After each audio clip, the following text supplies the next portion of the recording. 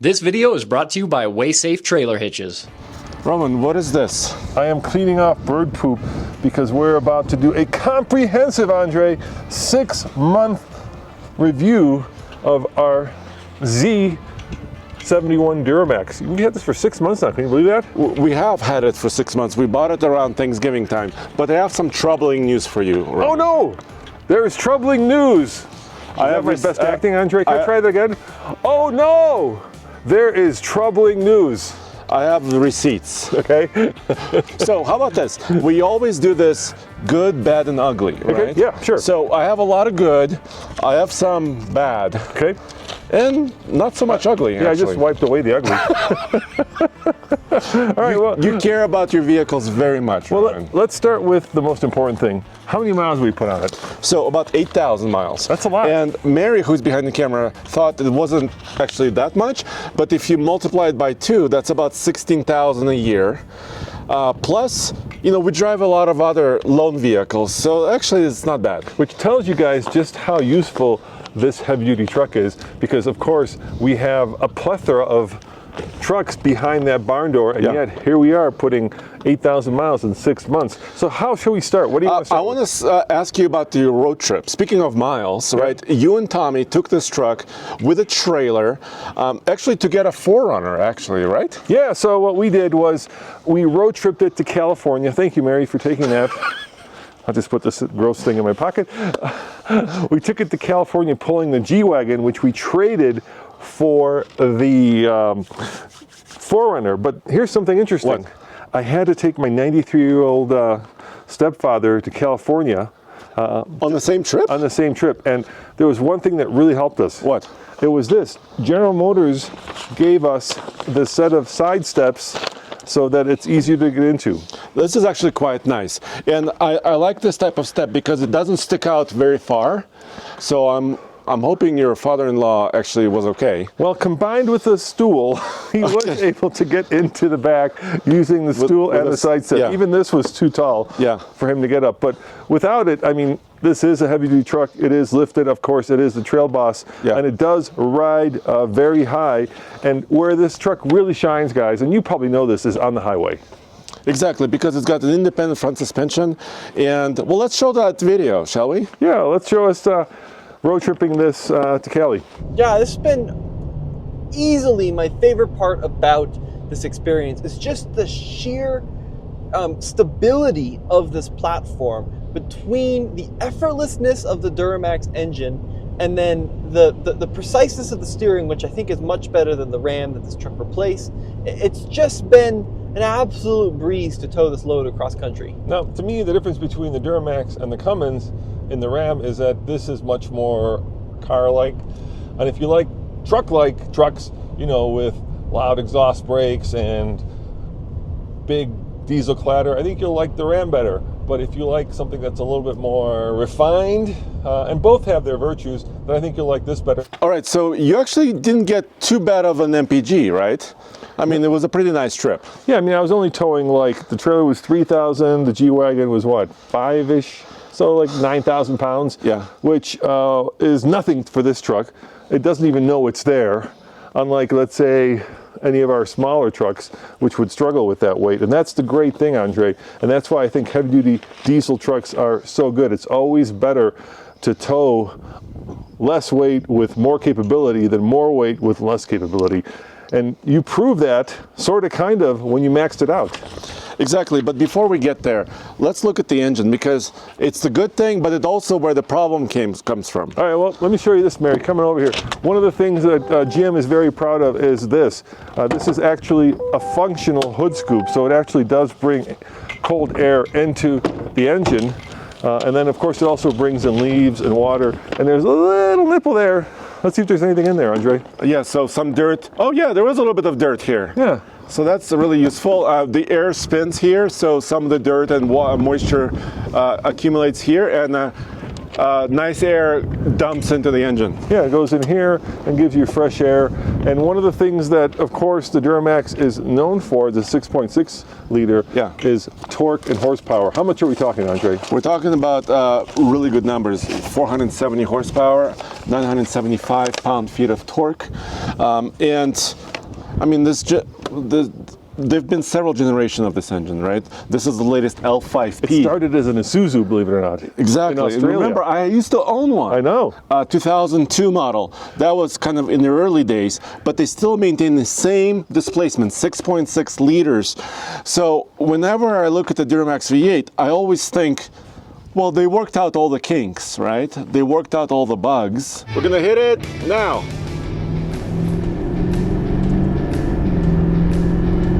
And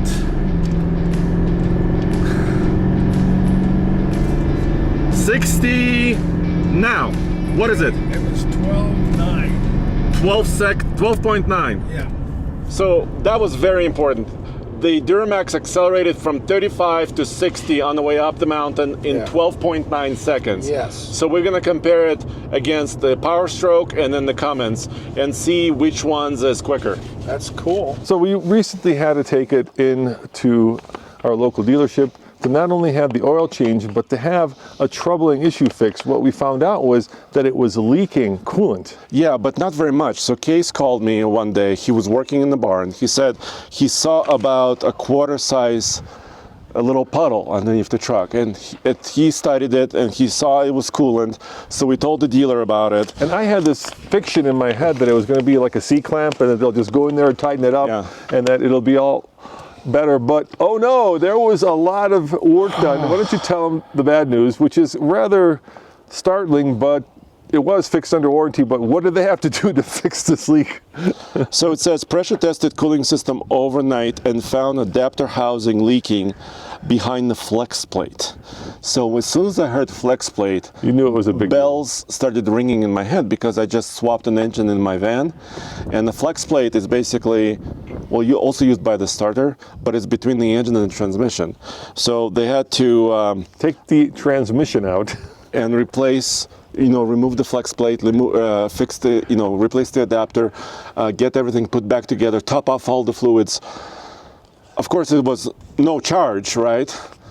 But that's a big job. That is a big job, and luckily it was still under warranty. But still, when I heard that we had to take the transmission out to, replace a little coolant leak or fix a little coolant leak, it was quite shocking. And the other thing that we had to fix was this mirror. Unfortunately, when I was backing it up into our office garage, I slammed this into the... And it cracked over here, right? It cracked over here and it broke the whole thing. How much was the mirror to replace? Because it wasn't cheap, was it? You would think this little piece of plastic, like 3 screws comes out, 3 screws goes back in. Oh no. So this is, I think, an issue, and I think a lot of commenters will agree with us, is that new vehicles are not cheap to fix, right? So the entire housing had to be replaced. Yep. And the mirror, because it was cracked. How much? Here you go. Parts, $838.68. Labor, $337. So we paid like $1,200 for my silly mistake. But, this unit is not that simple, right? It's got lights, it's power folding, it's got 2 sets of mirrors, it's got an additional light. Look at this. So all of that, and the camera. Dude, for $1,200, it should cook me dinner. It probably should cook you dinner. So that was quite startling. But our friends at GM, do you have the little fob by any chance? Why don't you grab the little fob? Yeah. Sent us this from Real Truck, which is a Power Tonneau cover. And the reason I wanted a Power Tonneau cover was because we had that Cybertruck, and I found it very useful. Because the biggest problem with trucks is that you don't have a place to store something on the outside of the truck that's secure and dry, right? Exactly. And look at this, how easy. I pushed, Mary, look. I pushed one button right here, and you could open and close this instantly. And I think this is interesting. And this took some doing, Roman. And you and I And I think your friend James considered installing this ourselves. Yeah, me and James are going to do it ourselves, but there's a lot of drilling and wiring connection, and I kind of looked at it and I thought, it's too much. I don't know if you see, Mary, but there's 2 tubes going inside the bed wall right there in the very front. And right there. So, because it has to drain water, right? The water could collect on top of it. So you had to do that. It's also electric. It's also tied in it's to also the wireless. system. It's also wireless. And it wasn't very cheap, Roman. No, it wasn't very cheap, but you know, ever since we had the Cybertruck, I've always wanted one of these, because let's say you have to go to the airport, Andre, and you got to pick up some buddies. Yeah. And you know, you've got the back seat full of people. Where do you put their luggage? Well, what's wrong, Roman? Why can't you do like undo a latch here, flip it open? Because is that too difficult? That's not very secure. This is, remember I said 2 things. Weatherproof and secure. This is secure, and in fact, Andre, did you know that you could put 500 pounds on top here? Well, not like in one point. Not like me and you doing the dance. Irish dance, right? An Irish jig, river dance. But it's like spread out. You could put something on top of this. So I really think that this is a neat addition to the truck, and I worry about how long before it gets stuck.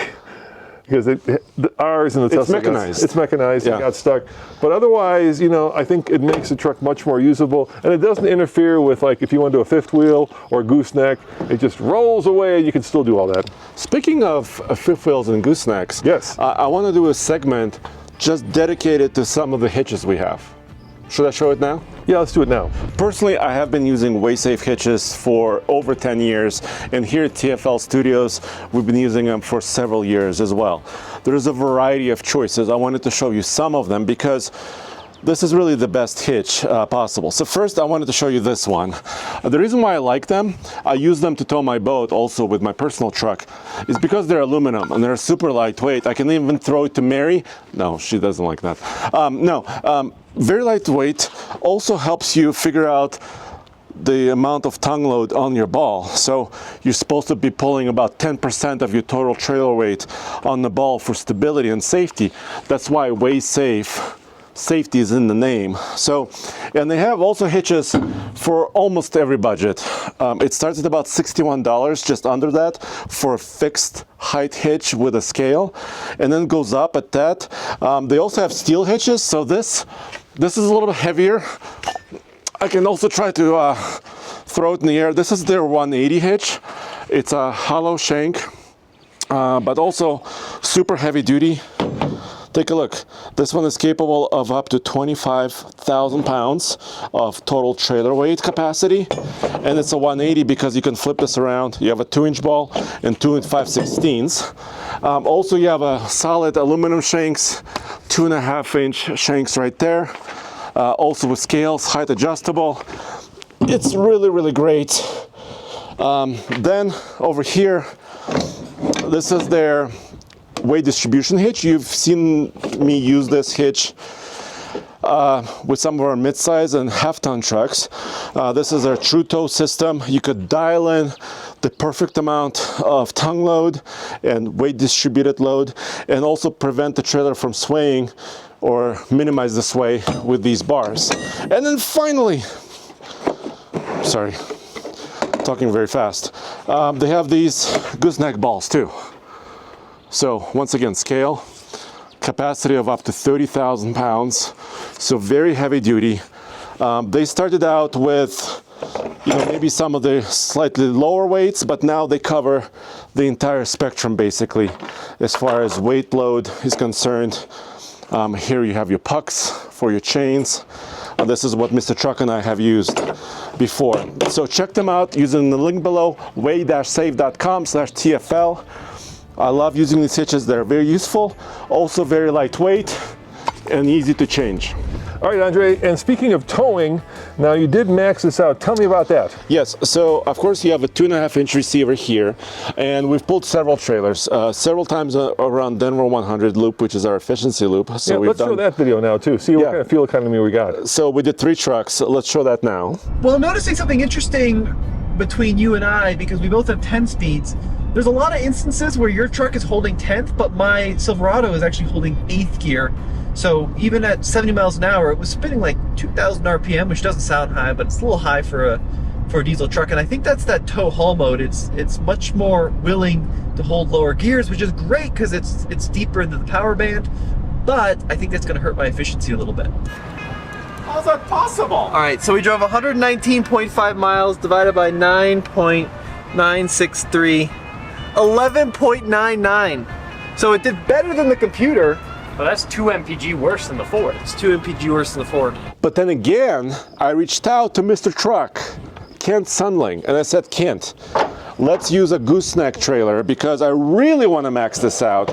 And we went to our friend Denver East Machinery, Alan. Yeah, and he borrowed his gooseneck. I borrowed his gooseneck trailer and I got some equipment from him. And Mary, so we have this in the floor here. We have a gooseneck attachment. You can see it in the middle. And From our friends at WaySafe. from our friends at WaveSafe, they also have gooseneck balls, Yep. which show you the scale, So they tell you the weight. exact weight. We maxed it out, What does this truck pull? 19,000? 19,100 pounds on the gooseneck. And that's the Trail Boss off-road version. Yeah, because if this wasn't a little bit more specialized, Yeah. it could pull a little bit more. But let's show what happened with Mr. Truck. And I also noticed that the truck squatted quite a lot. You know, I think we got at least 2 inches of squat there, but I wish all these brands would get together and all go to air suspensions. It dramatically would help. I mean, you know, it is part of it is probably the bump stop, but I don't know. I think that would even be harder if we were hitting bump stops. Oh, it's gurgling. It's gurgling. That's it. So we went 121.7 miles. Yep, big trip. 121.7 divided by 13.631. Yeah.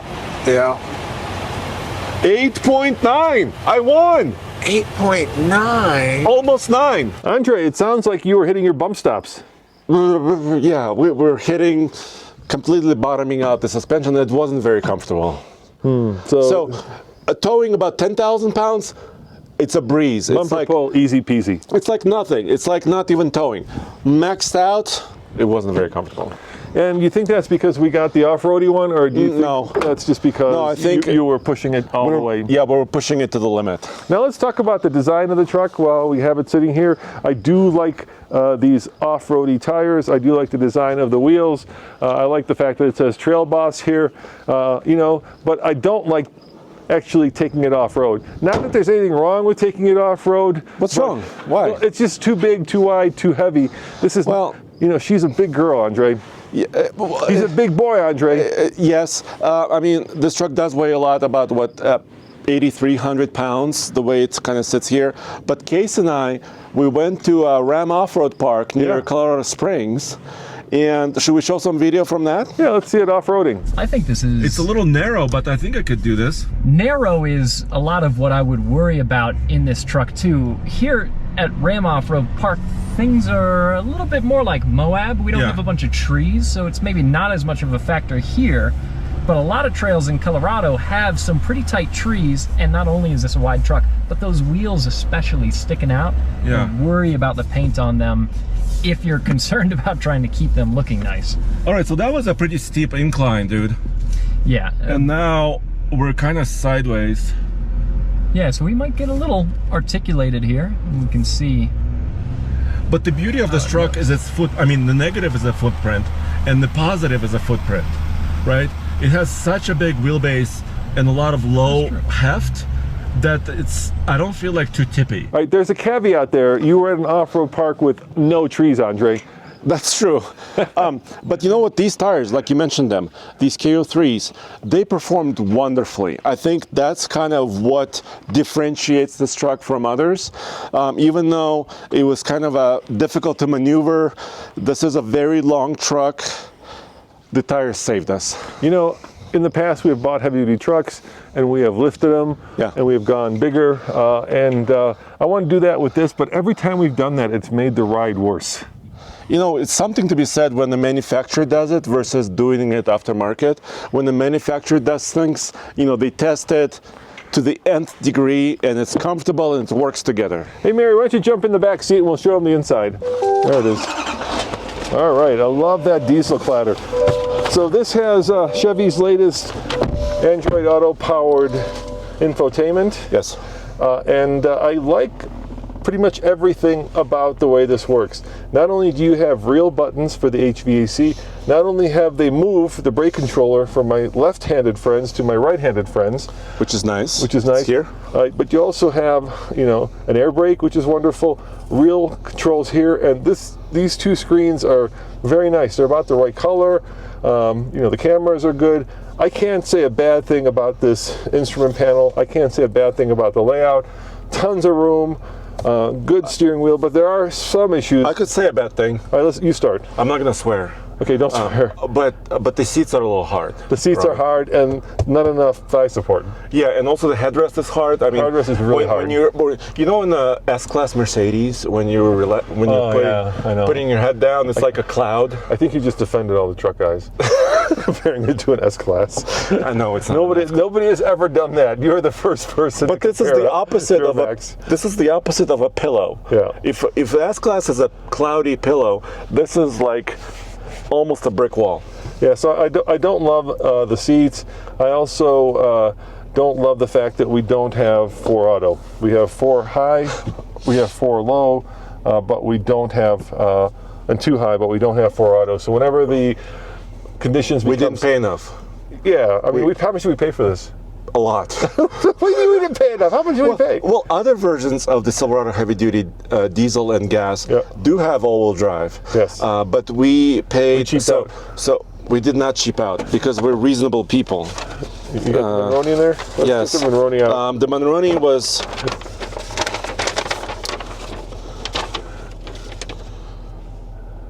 $78,560. But we didn't pay 78. We got we there was several $1,000s off, right? Yes. Do you remember how much? I think we got like $4,000 or $5,000. I think we paid like 73 for it. Yeah. So that was a decent deal. I mean, because this is a very useful truck. Once again, it combines. Whoa! Oh, you turned it to the max. I just turned it on auto.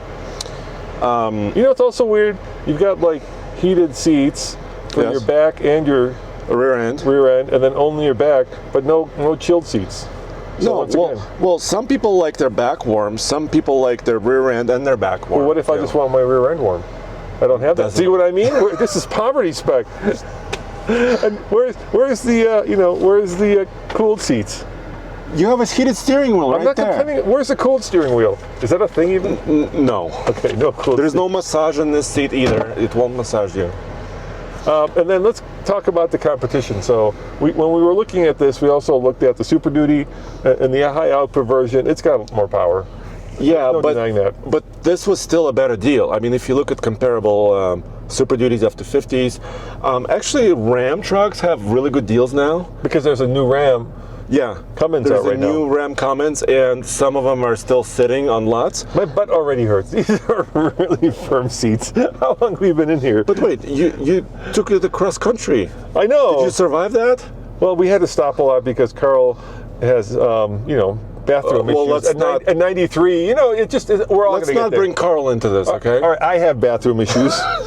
So there was a lot of old man stop and go. Okay. We visited a lot of bathrooms, so we weren't exactly sitting in this truck. But we could have, because this has a big fuel tank.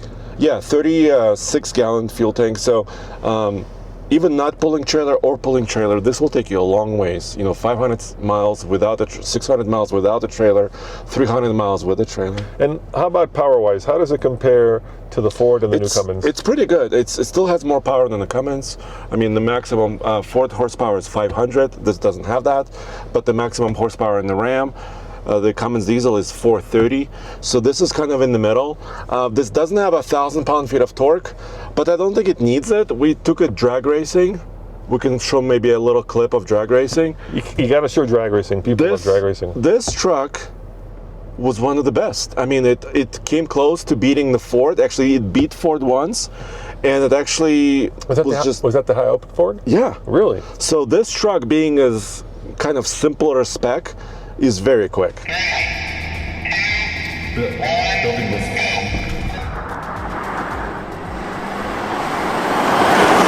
Oh, I was asleep at the switch a little bit there on the launch. Andre definitely launched better than I did. Oh, I spun him. Oh, we might have to redo that. Maybe he spun him too much. Let's see if he can come back.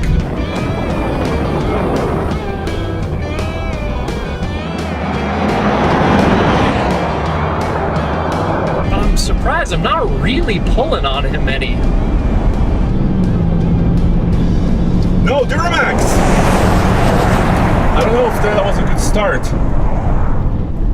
I gotta say, I was asleep at the switch there on the launch. That was not my best launch, but I was kind of surprised. I wasn't really pulling on you any. And the other thing that I don't like about it, Andre, is we have a no wireless charging. So we have, you know, this guy, but at whatever this is, $78,000, you would think you would have like wireless charging, and you would think you would have memory seats, which we don't have either, right?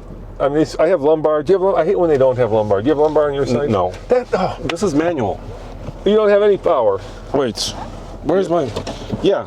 So manual this seats. is manual. Yeah, $78,000, no lumbar, no manual seats, no wireless charging. Dude, you can get that in like a $35,000 Kona. But a $35,000 Kona doesn't have dual glove boxes, of course. No, can it tow 19,000 pounds? Well, if you put 5 of them together, it probably could. Why don't we head on out and let's wrap this video up. All right, Andre, after 6 months, is it good, bad, or ugly? I think it's still good. I was a little taken aback by that coolant leak. Yeah. This is something strange that I haven't experienced or haven't heard others experience, but I think it's still a very useful truck. I want to keep it for a very long time. You know, people in the industry like to say that these heavy-duty diesels are the biggest tool in your toolbox. It is. And that is absolutely true. And as the biggest tool in the company, I think I could say, wow, that this is one of my favorite trucks, and I'm very impressed with it. And even though it's a lot of money, you get a lot of value. Like you said, who else, what else can, you know, take you across country, towing 15 to 19,000 pounds, and do it in style and comfort. If you're using it as an everyday, or if you're using it as an off-roader, there are better choices. Yeah. But as a road trip vehicle, as a towing vehicle, as a hauling vehicle, it's hard to beat. And it also, I think, it looks pretty good. Let us know what you think in the comments below. Yep, as always, this is Roman and Andre saying head on over to alltfl.com for more news, views, and of course, long-term truck reviews. And I know you're going to say 6 months isn't that long, and you guys put 800,000 miles on your trucks, but we review a lot of trucks, so give us a little chance. We'll get it to a year.